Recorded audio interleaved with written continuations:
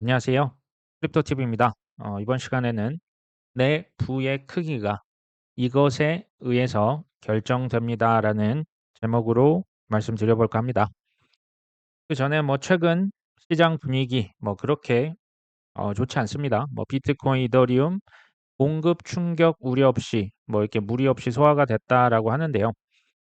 이제 인플레이션이 둔화되고 이번 주 주식 시장은 조금 올랐었다. 특히 뉴질랜드 등 주요 국가의 중앙은행이 금리를 인하하면서 글로벌 양적 완화에 대한 기대감, 거의 2년째 아닙니까?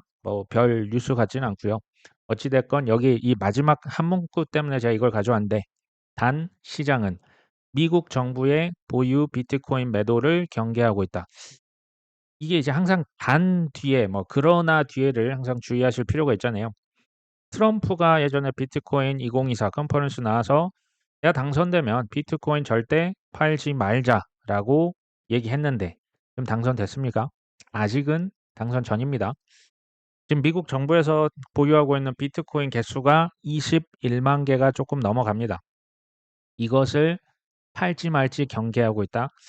제가 이제 소위 말하는 세력이라면 이거 가지고 퍼드를 한번 조성할 가능성 저는 있다라고 보여집니다. 분명히 이제 그 예상이 없었던데 갑자기 예기치 않게 뭔가 벌어지면 이게 그 공포가 극대화되지 않습니까? 지금이 아니더라도 나중에라도 제가 볼 때 '미국 정부가 이거 판다.' 이러면 저번에 그 독일 정부보다 훨씬 더 커질 수 있겠다. '퍼드가 클 수 있겠다.'라는 생각이 듭니다.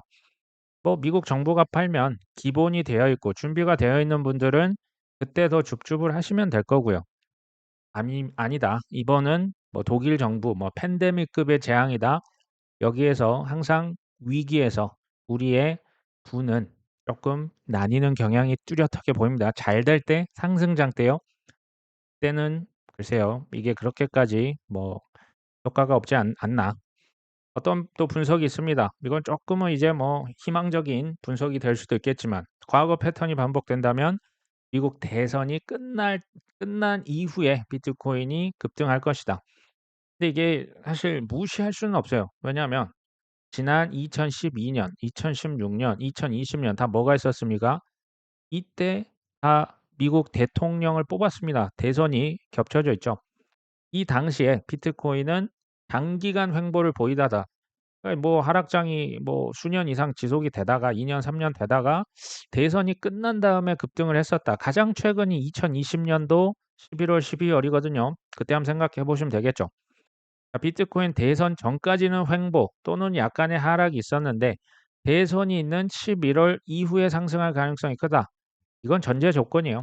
과거에 똑같은 패턴이 이번에도 똑같이 진행이 된다면 이라고 하는 그런 전제가 있죠.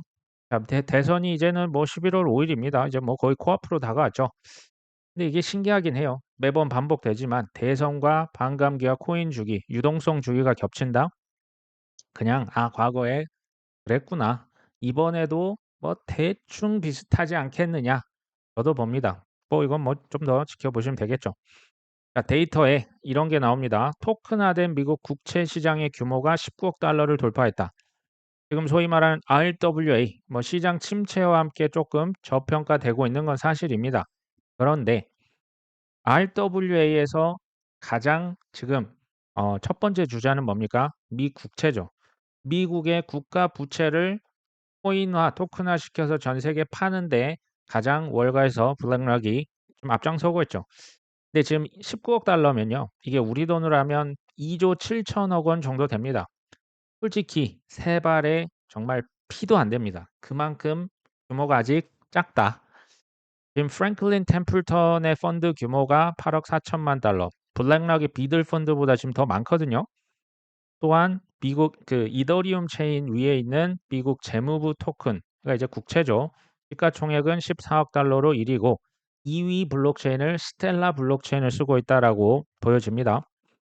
지금 RWA에서 가장 최우선 순위에 있는 미국 국가 부채의 규모가 지금 얼마라고요? 2.7조 원. 그러니까 이게 충격적으로 낮은 숫자입니다. 아직 제대로 된 시작을 안 한 겁니다. 이 비들 펀드 그냥 거의 테스트넷 하듯이 그냥 올려본 겁니다. 제대로 작동하나 그런 느낌으로 보시면 되겠죠. 근데 이제 전통 금융 우리가 자산 운용사 1 순위를 블랙락으로 알고 있죠. 맞습니다. 여기 나온 프랭클린 템플턴은 이제 전 세계 자산 운용사 줄을 세어 보면 20위 정도 합니다. 사실은 작은 회사는 아닌데 워낙 블랙록이 크기 때문에 그렇죠. 근데 재밌죠. 지금 프랭클린 템플턴의 뮤추얼 펀드 온체인 미국 정부, 이 지금 미 국채 펀드가 지금 블랙락의 비들 펀드보다 훨씬 더 지금 앞서고 있죠. 프랭클린이 오히려 더 앞장서 가고 있습니다. RWA는 프랭클린 템플턴 규모가 크다. 이게요. 보니까 기존의 자산 운용사의 순위가 디지털 경제 이렇게 가면요. 이거 완전히 새로운 판이 짜지는 겁니다. 이것을 지금 다 알고 있습니다. 근데 유독 열심히 적극적으로 하는 데가 프랭클린 템플턴이죠. 이거는요. 정말 완전히 새로운 판과 플랫폼 자체가 바뀌는 거기 때문에 프랭클린 템플턴처럼 조금 무리해서 들어가야 시장 선점, 그러니까 소위 말하는 먼저 들어가는 그 이제 우선 들어가면 시장 많이 가져가지 않습니까? 그 효과를 누리고자 하는 것으로 추정이 됩니다. 자, 월가 금융기관들은 과거 수백 년 동안 유럽과 미국에서 주도권을 놓쳐본 적이 있습니까? 한 번도 없어요. 미래에 이제 본인들이 미래를 짤 수 있는 사실 그 파워도 있기 때문에 앞으로 미래 주도권 수백 년을 유지하기 위해서 지금 뭐에 집중하고 있습니까? 코인, 블록체인, 뭐 물론 인공지능, 뭐 바이오 있지만 이 디지털 그 이제 화폐, 그 디지털 그 블록체인을 통한 RWA 이런 것들 통해서 그들의 기득권을, 그들의 사업권을 계속 유지하려고 하지만 계속 말씀드렸죠. 아직 걸음마 단계라 보시면 됩니다. 자, 프랭클린 템플턴이 최근에 뭐 ETF 하나를 더 제출했는데 이거를 잘 보셔야 돼요. 자, 원스톱 숍이라고 해서 이건 뭐냐면요. 기관들 입장, 이제 큰돈 굴리는 사람들 입장에서는 이 귀찮은 거 딱 질색입니다. 세금, 야, 니들이 다 알아서 해줘. 내가 돈 엄청나게 맡길 테니까 수익도 좀 잘 내줘. 이게 이제 원스톱 숍이라고 그래서 지금 그 펀드를 하나 만들었는데 이게 뭐냐? 보시면 비트코인과 이더리움으로만 구성된 CF 기간 디지털 자산 인덱스를 추정한다. 이게 잘 보시면요. 비트코인과 이더리움의 그 현물에 투자하는 게 아닙니다. 그럼 뭐라고요? 인덱스. 인덱스는 지수죠. 비트와 이더로 구성된 지수에만 지금 추정해서 투자한다라는 얘기예요. 지금 미국 주식으로 하면 S&P 500 지수, 나스닥 지수, 미국의 뭐 다우존스 지수만 그대로 추정한다. 이게 사실 워런 버핏이 제일 좋아하는 투자 방법 중 하나거든요. 앞으로 제가 왜 이걸 말씀을 드렸냐? 비트 이더 현물을 비롯한 여기에서 계속적으로 파생되는 상품이 뭐다? 이게 파생 상품. 뭐 지수 투자, 뭐 ETF 투자, 뭐 섹터별 투자 이거 앞으로 엄청나게 늘어날 겁니다. 계속 말씀드리죠. 월가 탐욕에 투자하는 게 이제 코인 투자거든요. 파생 상품은 끝도 없이 찍어내서 이거 나중에 우리가 구분을 못할 정도로 계속해서 쏟아질 거고 그 제일 앞장서 있는 친구들이 누구다? 프랭클린 템플턴. 전 장담합니다. 이미 이 친구들이 얘기했고요. 솔라나 ETF 다음 순서에 프랭클린 템플턴 이미 들어가 있다라고 보시면 됩니다. 아직 타이밍만 보고 있다. 이게 맞는 표현 같아요. 이제 트럼프 대통령 관련해서 이제 친암호화폐 인사 임명 계획이다. 재밌는 항상 그 전제 조건. 이제 이게 우리가 익숙한데요. 도널드 트럼프가 대선에서 승리한다면 항상 이런 전제 조건인데 조 바이든이 뭐 지금 그 해리스 이제 부통령이 대통령의 선거 이제 승리한다면이라고 하는 신문 기사 혹시 보신 적 있으십니까? 한 번도 없죠. 사실 이것도 재밌는 겁니다. 어찌 됐건 트럼프가 이기면 지금 친암호화폐 인사를 이제 그 채용할 것이다. 인사 담당자로 대통령 인수위원장으로 임명하겠다. 근데 이 사람이요. 켄터 피츠제럴드라고 하는 투자은행의 CEO입니다. 이 사람은 이제 테더라고 하는 스테이블 코인 그 테더를 이제 보관을 제일 많이 하고 있는 그 제휴 기관 중에 하나입니다. 투자은행입니다. 아무래도 친코인적인 그래서 인사로 분류가 되겠죠. 어쨌든 지금 이렇게 밝혔습니다. 그러니까 당분간은요. 제가 보면 트럼프는 친코인이고 해리스는 아직 뚜렷 이렇다 할 그 발언을 하지는 않은 거죠. 아직은 이 대결 구도가 이어지고 있습니다. 근데 제가 여기서 말씀드릴 건 이겁니다. 이 대결 구도 자체에 관심을 가지지 마십시오. 왜 그런지 아십니까? 언론은요, 우리가 진짜 알아야 될 것을 보여주는 경우도 물론 있지만 쓸데없는 데다 집중하게 만들어요. 언제 그러니까 해리스 그러니까 쉽게 말하면 희망 고문시키는 거예요. "리플 소송이 언제 끝날 거냐." 맨날 그 "합의했다 카더라." 이번 누가 만난다는 뭐 비밀 회동이 있다던데 이거 뭐 거의 한 몇 년만 지나고 가격이 재미없으면 다 떨어져 나가지 않습니까? 이거 쓸데없는 대중몰이입니다. 대통령이 누가 되든지 상관이 있다 없다? 없다. 그냥 그러려니 하시는 게 가장 좋습니다. 자, 미국의 상원은 그러면 이런 뉴스는 지켜보실 필요가 있어요. 제가 구분하는 법을 말씀을 드릴게요. 자, 미국의 상원의원 테드 크루즈라고 있죠. 지난해 비트코인 10만 달러, 뭐 우리 돈 1억 3천만 원어치 샀다. 이거는요.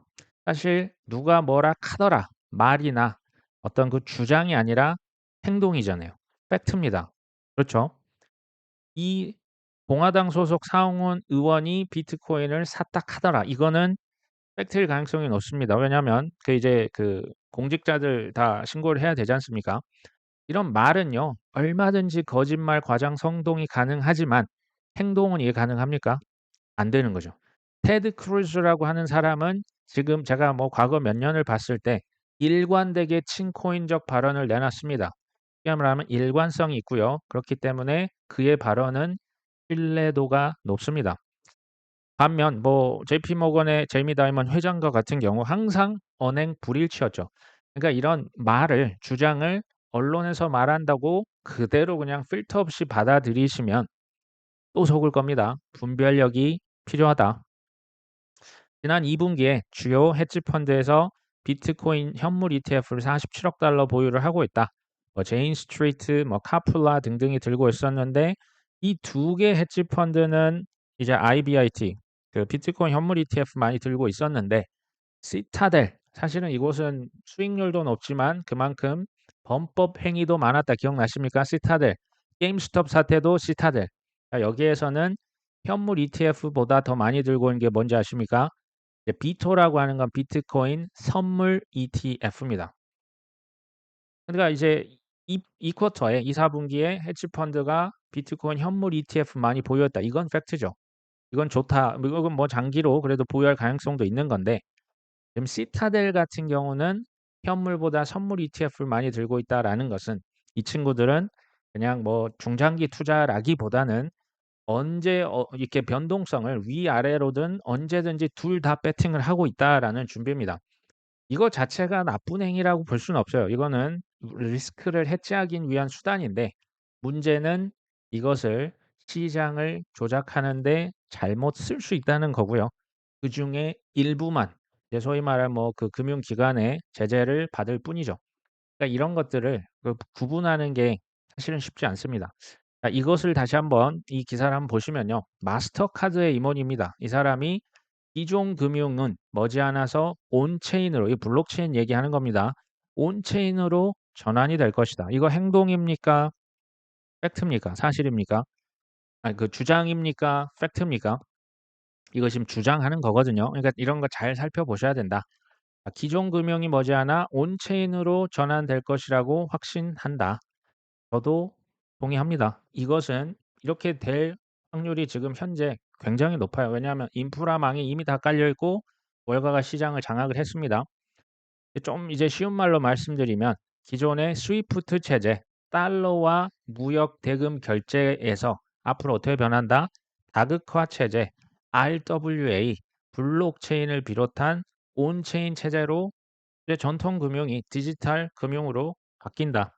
저는 이거는 맞다라고 봅니다. 근데 이제 그 뒤에 뭐라고 합니까?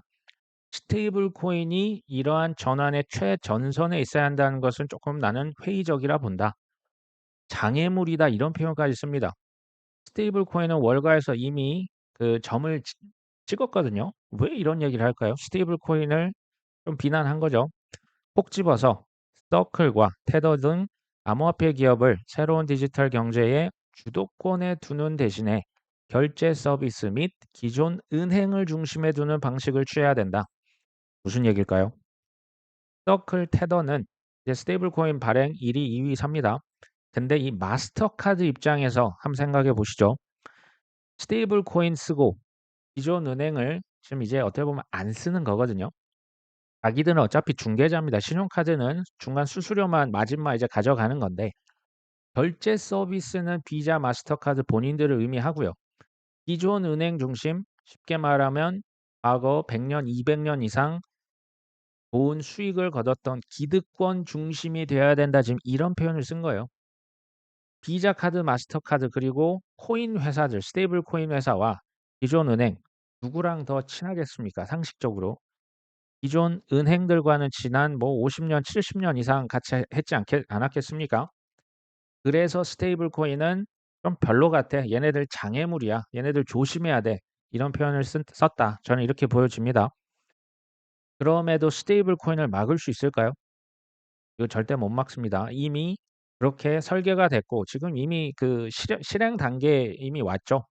RWA에 제일 많이 쓰이는 코인 스테이블 코인입니다. CBDC 아직 나오지도 않았지 않습니까? 디파이 할 때 RWA에 스테이블 코인 무조건 씁니다. 국제, 송금, 결제, 뭐 환전, 정산할 때 이미 그리고 이제 달러에 대한 접근권이 예전에는 없었는데 이제는 전 세계 뭐 그 핸드폰만 있으면 다 쓸 수가 있기 때문에 이거 못 막아요.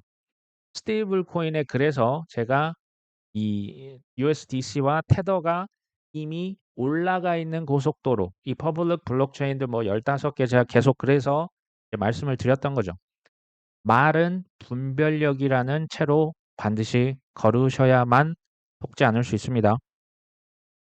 JP 모건, 비트코인 채굴 수익성이 역대 최저 수준이다. 뭐 최근에 한마디로 돈벌이가 안 된다. 이렇게 보시면 됩니다. 근데 이제 지금 보고서를 썼지 않습니까? 보고서를 썼다고 해도 사실이 있습니다. 사실이 있는데 사실만 얘기를 할까요? 그러지는 않습니다. 사실에다가 어떤 의도를 집어넣습니다. 이게 일반인들이 좀 파악하기 어려운 수준의 본인들의 의견을 슬쩍슬쩍 양념처럼 집어넣는 경우가 많습니다. 왜 그럴까요? 특히 조정하는 조정장, 폭락장의 퍼드 엄청난 위력을 발휘합니다. 반대로 나중에 정말 자고 일어나면 뭐 몇십 프로 뭐 2배, 3배 돼 있는 상승장에서 큰 호재를 대형 뭐 예를 들면 예전 21년 4월 달에 일론 머스크가 도지 파더라고 해서 토크쇼 나와서 뭐라고 했던 거 기억나십니까? 그런 류의 발언 또 나올 수 있어요. 왜 그럴까요? 저는 이렇게 봅니다. 지금 이미 코인은요. 그들의 그 신규 글로벌 대세 자산으로 자리를 매김했습니다. 근데 일반 대중들은 뭐 이런 것보다는 눈앞에 보이는 가격에만 신경을 쓰는 거죠. 그리고 소중한 자원일수록 코인들일수록 이 자산이잖아요. 누가 더 많이 들고 있습니까? 여전히 개인이 많이 뭐 지금 ETF가 나왔고 뭐 몇 분기 됐고 뭐 누가 얼마 갖고 있다고 이제 뉴스가 나오긴 하는데요. 여전히 개인이 더 많이 갖고 있어요. 비트코인, 이더리움, 솔라나 특히 이제 밑에 알트코인들 ETF도 아직 없지 않습니까? 이거 이렇게 해서 점점 기관들에게 헐값으로 가고 있다라고 하는 사실을 보셔야 됩니다. 하지만 나중에 말 바꿀 가능성 얼마든지 있습니다. 그러니까 항상 조심하셔야 돼요. 반대 매매. 뭐 말은 쉽지만 우리가 노력을 하면 되겠죠. 인투 더 블럭이라고 하는 곳에서 최근 미국 정부에서 실크로드의 6억 달러 이체.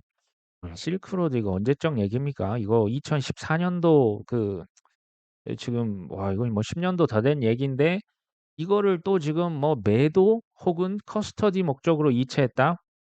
뭐 이런 또 이게 또 어렵게 하는 그러니까 혼란스럽게 하는 뉴스라 보시면 돼요. 거래소 이제 코인베이스 프라임으로 이체했는데 이거 매도를 의미할 수도 있습니다. 근데 커스터디 보관 목적일 수도 있다. 이거는 천지 차이거든요. 이 판다라고 하면 가격이 떨어진다는 거고 보관한다는 얘기는 겁만 주면서 개미들을 또 속일 수 있다는 얘기입니다. 항상 이런 식이에요. 이 분별력이 필요합니다. 미국 정부 관련 월렛은 현재 120억 달러의 비트코인을 보유하고 있다. 제가 아까 말씀드렸지 않습니까? 미국 정부가 21만 개를 넘게 들고 있습니다. 그거 가지고 이런 류의 나중에 조정 정말 또 심해질 때 또 나오겠구나. 미리 제가 한번 그 예언을 합니다. 목적이 뻔히 보이는 이런 류의 뭐 "이런 것에 속지 말자."라고 하는 차원에서 말씀을 드렸고요. 지금 현재 뭐 코인 가격 재미없지만 지금 튀르키예 예전 터키죠. 터키에 라이센스를 신청한 코인 거래소 명단 47 개에서 76 개로 소위 말하는 바이낸스, 뭐 비트파이넥스, OKX, 코인베이스, 쿠코인 메이저들이 터키에 지금 코인 거래소 다 지금 라이센스 신청했답니다. 하이아라고 하는 건요. 우리가 잘 알고 있는 카카오의 클레이튼, 예전에 그 라인, 네이버 라인의 핀시아 통합 체인이 카이아라고 있는데 아부다비 재단에서 설립 승인을 받았습니다. 얘네들은 보니까 아시아의 최대 블록체인까지도 지금 CBDC도 그러니까 그 생각보다 큰 것을 꿈꾸고 있어요. 이 카이아라고 하는 곳도요. 전 세계에서 각자 뭐 가격이 떨어지든 말든 웹3를 준비하는 데 여념이 없습니다. 뭐 가격이 떨어지든 말든 지금 할 거 해야 됩니다. 우리 역시 마찬가지죠. 자, 우주 기업 이제 그 코스모스 우주선 말할 때 우주 여행할 때 우주 기업 세라라고 있는데 여기에서 코인베이스와 파트너십을 체결해서 NFT 발행했다고 합니다. 근데 이 NFT를 사면 우주 여행 로켓에 탑승할 기회를 제공할 예정이다. 그 아마존의 창업자가 만든 그 블루 오리진이라고 하는 로켓을 태워준다라고 하는 건데요. 이게 이제 좀 와닿지가 않죠. 뭐 우주 여행, 뭐 NFT, 지금 뭐 NFT 가뜩이나 많이 떨어져 있어서 얘네들 지금 뭐 하나 싶죠. 우주 여행도 NFT도 이들이 말하고 있는 웹3도 솔직히 RWA도 난 지금 와닿지가 않는다. 어떻게 보면 대부분 투자자들이 지금 이런 마인드가 있지 않으실까. 제가 예전에 자주 보여드렸던 전기가 처음 나왔을 때 사람들의 심리, 공포가요. 이 지금 그림 한 장에 다 들어가 있습니다. 전기 나오기 전에요. 우린 뭐 지금 뭐 전기 이런 포비아, 공포 가지고 있으신 분 계십니까? 전기 없으면 지금 뭐 난리 나죠. 조금만 정전돼도 큰일 나는데 그때만 해도 전기를 쓰면 다 이렇게 감전돼서 죽을 거라고 생각을 했습니다. 이해되십니까? 이것도 한 20 뭐 8년 전일까요?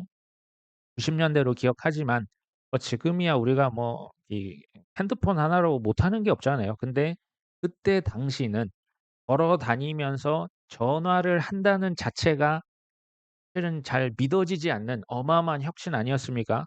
여기 지금 양동근 씨가 이제 쓰고 있는 이런 벽돌폰 이거 하나 있으면 뭐 이제 뭐 지금 뭐 벤츠 타고 다니는 것처럼 쳐다봤다고 합니다. 90 년대 이 전화기 하나에 뭐 500만 원 했다고 하니깐요. 지금으로 치면 뭐 수천만 원이라고 하겠죠. 지금 이 이제 1983 년도 최초의 상용 휴대전화가 나왔다고 하는데 이때 우리가 지금 그 하고 있는 인터넷 혁명, 스마트폰 혁명, 뭐 이제 은행에 가지 않아도 뭐 여행 어플이라는 게 있어서 항공 예약을 뭐 증권 거래소 가지 않아서 한다고 하면 이 할아버지가 이해를 하시겠습니까? 이해 안 되죠. 투자 우리 지금 하고 있습니다. 큰 수익을 가져가려면 첫 번째 이 세 가지 질문 한번 적용을 해 보시면 좋을 것 같아요. 첫 번째, 내가 투자하고 있는 이 코인 혹은 이 기술이 미래에 파괴적인 혁신을 가져올까? 파괴적이라는 것은 너무나 혁신이 뛰어나서 다른 쪽의 물줄기가 다 말라버릴 정도로 혁신적이냐라는 겁니다. 두 번째, 그러니까 뭐 대놓고 믿는 게 아니고 근거가 뭐냐? 왜 그렇게 파괴적인 혁신이냐? 그리고 얼마만큼 그것을 확신하느냐? 그 스스로 한번 투자하고 있는 대상에 대해서 한번 답을 해 보시면 좋을 것 같아요. 세 번째는 이제 뭐 중간에 보면 위기가 있잖아요. 뭐 조정이 있고 뭐 가끔 뭐 코인이 많이 떨어지다 보면 확신이 흔들립니다. 이거는 누구나 마찬가지예요. 그랬을 때도 이 1 번과 2 번의 나의 대답이 여전히 살아있느냐, 유효할 것이냐. 저 같은 경우는 사실 의심 자체가 이제 의심할 단계는 이제 저 같은 경우는 좀 지났지만 이게 공부를 제대로 해서 이거는 뭐 어떻게 제가 할 수 없는 부분인 것 같아요. 이건 각자의 개인적으로 공부를 하시고 질문을 하셔야 이에 대한 3번 대답까지 통과하면 그대로 묵묵히 버틸 수 있고 바이 더 딥을 할 수 있는 용기가 생기시지 않을까. 그러니까 이제 마지막에 좀 드리고 싶은 얘기는 이겁니다. 우리가요, 그 생각의 한계, 보통 쪼끔만 어려움이 닥치면 우리 금방 포기하려고 합니다. 그래서 부자가 성공이 뭘 해도 사실 상위 10% 상위 5%가 그래서 드문 거죠. 저는 투자도 똑같다라고 보거든요. 내 생각의 한계가요, 부의 한계입니다. '이거 뭐 되겠어?' 뭐 해 봤자 뭐 본전이나 회복하면 다행이지. 대부분 아마 뭐 비슷한 그런 류의 그 경험이 과거에 있으실 거라 봅니다. 근데 저는 '상상력이 생각보다 많이 중요하다. 특히 투자자에겐 중요하다. 돈의 미래가 어떻게 될까?' 디지털 세상이라고 하는데 디지털 화폐, 디지털 이코노미, 웹3 신세계, 웹1, 웹2 이제 웹3의 시대라고 하는데 미래가 어떻게 될 것이냐 한번 상상을 해 보는 거죠. 과거 우리나라 70 년대 그때 뭐 다 같이 못 살았지만 뭐 경부고속도로 뭐 박정희가 뭐 여러 가지 뭐 경제 5 개년 계획해서 뭐 경공업에서 중공업 산업단지 만들고 사람들은 서울에 일자리가 있으니까 상경했었고 기억나십니까? 이제 인프라를 잘 구축을 했었고요. 우리나라 특유의 근면 성실함이 어우러져서 소위 말하는 80 년대 한강의 기적 80 년대 90 년대 기억나시죠? 그러니까 미국이나 유럽 선진국은 이거 뭐 수백 년 동안 이뤘던 걸 우리는 한 세대 만에 이뤘다 해서 이것을 한강의 기적이라고 불렀습니다. 그거랑 지금 똑같아요. 근데 앞에 디지털만 붙은 겁니다. 지금 디지털 인프라를 서로 누가 가져갈 것이냐. 왜냐하면 여기서 나중에 미래 캐시카우가 여기서 나올 거거든요. 이게 지금 디지털 인프라를 제가 이렇게 적었지만 우리가 지금 투자하고 있는 블록체인, 뭐 스테이블 코인 관련된 것도 있지만 인공지능도 있어요. 인프라를 누가 선점할 것이냐. 왜냐하면 이 인프라 위에서 모든 자산이, 돈이, 지적 재산권, 신분증, 정보가 토큰화돼서 전 세계를 누빌 것이 뻔히 보입니다. 이게 RWA라고도 하고요. 블록체인 위에 다 올라가는 거죠. 코인 투자는요. 미래의 인프라에 투자하는 겁니다. 미래의 인프라입니다. 그리고 데이터 경제. 데이터 경제에 우리가 투자하는 거예요. 미래 갈수록 데이터가 훨씬 더 중요하죠. 부를 창출하는데 데이터를 어떻게 하면 잘 모아서 적재적소에 쓰는 거. 이게 이제 인공지능까지 다 연결이 됩니다. 코인 내가 투자를 했는데 제대로 선택을 했다면 가격 하락 그러려니 하시면 돼요. 재미없는 거 원래 그렇습니다. 이게 이제 4년 중에 이제 어떤 그 댓글에 여쭤보신 분이 있어요. 지금 뭐 "작년에 좀 올랐는데 그러면 그 뭐 4 년에 6 개월에 포함되는 거 아니냐?" 아닙니다. 제대로 된 상승은요. 항상 가을에 나와요. 지금 봄이 끝났죠. 봄은 22 년, 여름은 23 년, 작년까지 그래서 나쁘지 않은 그러니까 뜨거운 봄이었습니다 생각보다. 올해가 이제 여름이죠. 여름은 제가 말씀드렸잖아요. 뜨겁습니다. 올라갈 건데 지금 장마, 태풍이 한 번씩 여름에 크게 닥칩니다. 이거 견뎌내야 됩니다. 그래야 가을에 사과도 달리고요. 추수할 때가 옵니다. 내년이 가을이라고 저는 계속 뭐 내년 언제냐까지는 뭐 제가 어떻게 알겠습니까? 코인은요. 그 특성을 정확하게 아셔야 돼요. 극강의 변동성입니다. 제가 봤을 때 투자하기 전에는 '아 괜찮아. 뭐 위로 10 배, 20배 다 보고 들어오지만 막상 밑으로 10 배, 20배, 30배, 50배 떨어지기 때문에 이것을 대부분은 견디기 어려워하십니다. 알고 하자는 거죠. 그리고 좋은 점은 이거예요. 변동성이 크기 때문에 우리가 가져갈 수 있는 업사이드도 동시에 크다고 보면 되고요. 변화의 속도가 굉장히 빠릅니다.